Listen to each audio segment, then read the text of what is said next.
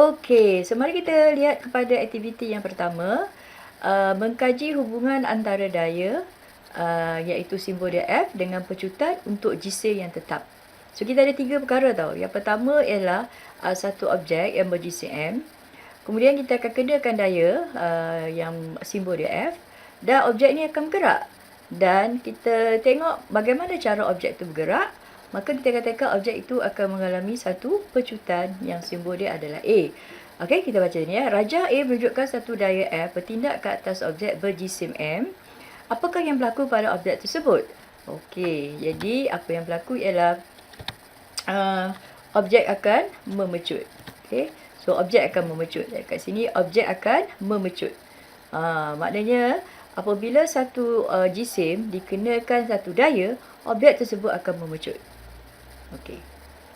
Maknanya daripada pegun, bila dikenakan daya, bila ditolak, objek itu akan memecut. Maksudnya laju dia akan bertambah. Okey, apa yang berlaku jika daya bertindak ke atas objek itu digandakan? Sekarang kita kata ni, sekarang ni seorang yang tolak kan? Sekarang ni dua orang yang tolak. So, bila dua orang yang tolak, kita katakanlah dia ni ada 2F. Jadi, secara logiknya apa jadi? Maknanya objek tersebut akan lebih memecut lagi lah. Dia akan lebih memecut. Jadi kan, apakah hubungan antara daya F dengan pecutan? Jadi, seorang pecut, seorang tolak, dia bergerak memecut lah. Dua orang tolak, double daya F, maka pecutan akan ditambah lagi. Jadi, kita katakan adalah berkadar terus. Jadi, daya berkadar terus dengan pecutan. Okey, itu yang pertama. Okey, dah lambat. Okey. Yang kedua, mengkaji hubungan antara jisim dengan pecutan. Kali ini kita malarkan daya. Maknanya seorang saja yang tolak. Tapi kita tambah jisim. So, ini jisim M, ini adalah 2M. So, apa yang berlaku jika daya F yang sama bertindak ke satu objek berjisim 2M? Maksudnya kita tolak objek yang lebih berjisim lebih besar lagi. Dan secara logik akal lah kan. Maka, objek tersebut yang double jisim dia akan bergerak dengan lebih perlahan. Kan? Jadi akan bergerak dengan lebih perlahan lah. Okey. Jadi nyatakan hubungan antara jisim dengan pecutan. Okey, bergerak perlahan. So jisim dengan pecutan adalah berkadar songsang. Maksudnya bila jisim bertambah, pecutan juga akan berkurang. Okay. Jadi kita ada satu eksperimen dalam makmal yang kita boleh tunjukkan lah.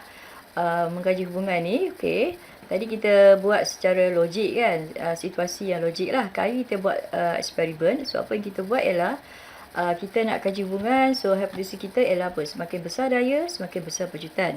So, kita gunakan objek yang bergerak kita ni, kita gunakan ialah troli. Okay, kita ada satu troli. Yang mana troli ni akan ditarik untuk menuruni landasan ni lah. Okay, landasan. Dan sebenarnya apa yang berlaku, ini adalah landasan terpapar geseran. Landasan terpapar geseran adalah di mana satah ni akan mula satah ni dia mufuk kan. Kemudian kita angkat dia sikit kan. So, ada moment kita angkat tu, mula-mula troli tak bergerak. Lepas tu lama-lama apa jadi? Troli tu dia akan mula bergerak. So, ketika ada moment troli tu mula bergerak, dia akan turun dengan laju seragam. Ketika itulah kita panggil kedudukan sudut ni kita panggil apa? Landasan terpapar geseran. Iaitu di mana troli ni akan turun tanpa mengalami pecutan, iaitu dia bergerak dengan laju seragam. Okey. Jadi sebab apa? Tujuan kita ialah supaya kita nak pecutkan troli ni. Kita nak troli ni dipecutkan. So, macam mana cara dipecutkan? Kita kena tarik dia. So, bila kita tarik, kita kenakan daya, maka troli ni mengalami pecutan. Tetapi, kalau kita lepaskan troli ni tanpa kita tarik, troli dia tetap turun, tetapi dia turun dengan laju yang malar. Itu idea lah kenapa kita gunakan landasan terpapar geseran. Jadi, pemboleh ubah manipulasi kita adalah daya. Dan daya ni kita gunakan tali kenyal. Kita tarik dengan macam tali kenyal, macam getah yang panjang tu lah. Yang besar tu kan. So, getah tu kita tarik. So, satu daya kita gunakan satu tali. Dua daya, tiga daya, kita tambah lagi bilangan tali kenyal. Okey, apa yang bergerak balas adalah pecutan. Dan macam mana kita nak ukur pecutan? Kita gunakan pita detik. So, kita gunakan kaedah yang kita belajar dulu pada awal dulu. Bagaimana nak mengira pecutan melalui pita detik. Jadi, di Malacca kali ini kita pakai troli yang sama, maka jisim dia adalah tetap sama. Okey, so Radas kita dah bincang tadi kan. Okey, so ni kata dia lah, landas terpapar geseran adalah di mana troli bergerak dengan hal laju seragam. Okey, kita teruskan. Jadi kita lepaskan kita bukan lepaskan, minta maaf. Kita tarik dengan tali kenyal tadi. So bila kita tarik, troli ni akan turun dengan pecutan. Okey, dan kita ambil data lah. Kita ukur berapa data dia. Kemudian kita tambah lagi tali kenyal tadi. Maksud kita tarik dengan lebih kuat lagi lah. Dua tali kenyal tu menyebabkan kita tarik lebih kuat lagi. So kita tambah F. Dan pecutan ni kita ukur, kita kira. Dan kita ulang dengan 3 tali. Akhirnya kita buat satu graf begini. Dan kita nampaklah secara sepatutnya lah. Lagi banyak daya, lagi tinggi pecutan. Dan sepatutnya kita akan dapat garis lurus beginilah. Okey, so apa hubungan dia? Kalau lihat graf ni, kita katakan graf dia adalah apa? Daya berkadar terus dengan pecutan. Okey, cikgu sedia. Ini cara kita tarik tali tadi. Maknanya kita tarik dengan tali kenyal lah. Okey, mari kita tengok contoh ni eksperimen ni. Okey, so tali kenyal tadi. Okey, kita tarik. Okey, hidupkan kita jangka besar detik. Dan okey, nampak? Itu cara kita tarik. So troli itu akan memecut lah. Okey.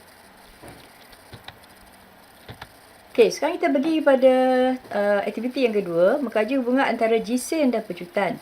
Kali ni daya kita malarkan, maksudnya kita hanya guna satu tali sajalah, satu tali kenyal, tapi jisim troli kita tambah. Jadi hipotesis kita tadi kita dah bincang, semakin besar jisim, semakin kecil pecutan. Jadi pemboleh ubah manipulasi kita adalah jisim, di mana kita tambah bilangan troli seperti yang ditunjukkan dalam gambar ni. Kita tindan dia. Ini satu troli, tambah lagi 2 troli dan sebagainya. Pemboleh ubah bergerak balas tetap pecutan dan dimalarkan ada daya, bermaksud kita menggunakan tali kenyal. Tapi kali ni kita pakai 2 tali kenyal lah, sebab mungkin satu tali takut dia tak cukup kuat kan, takut putus. Jadi radas masih samalah, kita memerlukan landasan terpampas geseran sebab kita nak pastikan troli ni dipecut lah bila ditarik tadi. Okey, seterusnya kita buat eksperimen ni, kita macam tadilah, kita tambah bilangan troli dan setiap kali kita ukur, kita hitung nilai A lah dan kita plotkan graf. Okey, kali ni kita plotkan graf pecutan melawan 1/m. Maksud kita ambil songsangan M. Jadi bila kita buat graf, still lagi kita dapat garis lurus, tapi hubungan kita adalah berkadar songsang. So jisim berkadar songsang dengan pecutan. Kita buat garis lurus ni sebab dia mudah kan. Bila kita buat graf 1/m, kita boleh nampak dia senang dapat garis lurus lah. Sebab kita buat graf A lawan 1/m. Okey, ada contoh eksperimen lah macam mana kita buat. Okey, nampak kita tambah 2 troli kan. Okey, tambah tali kenyal yang sama. Kita tarik. Okey, pastikan setiap kali kita tarik gunakan jarak yang sama nampak. Okey. Itu sajalah cara kita melakukan eksperimen ni. Okey. Alright. Kesimpulan dia, so keputusan eksperimen menunjukkan bahawa pecutan suatu objek bergantung pada daya dikenakan dengan jisim objek itu. Okey, mari kita tengok hasil 2 eksperimen kita. Okey, ini yang pertama tadilah. Graf A lawan F, kita dapat garis lurus. Jadi kita tulis ini pecutan berkadar terus dengan daya yang dikenakan apabila jisim objek malar. So kita buat dalam persamaan A berkadar terus dengan M, yang mana M tu malar kan. Okey.